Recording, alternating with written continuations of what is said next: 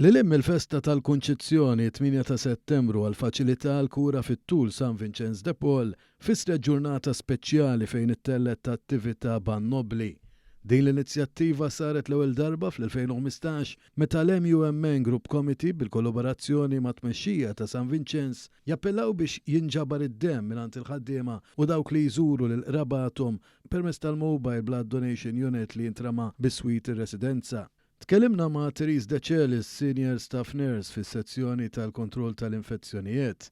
Għaltinna li din l-okkażjoni taqqat lill-istaff għaliex anke ħaddiema li ma stawx jagħtu d-demm xorta jagħtu semhom mod ieħor.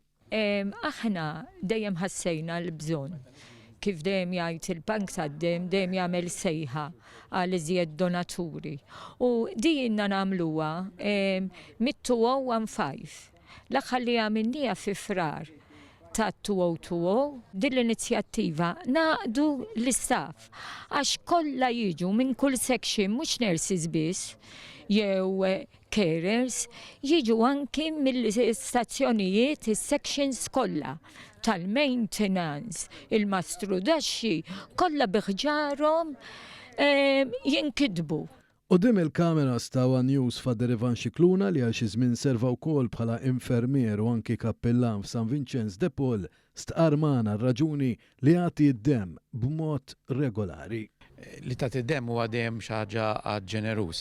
Id-demm jiġu ħafna bżonnu dawk il-pazjenti li jkunu morda u jkollhom bżonn anke kura fit-tul u tkun qed tagħti għajnuna lilhom u hija xi ħaġa sabiħa li inti tagħti minn dak li huwa tiegħek u l-mulej tagħek u biex inti tkun tista' taqsmu mal-oħrajn. Sabiħa tagħha li inti ma tkunx taf ukoll min qed jigwadanja minn din il-ħaġa.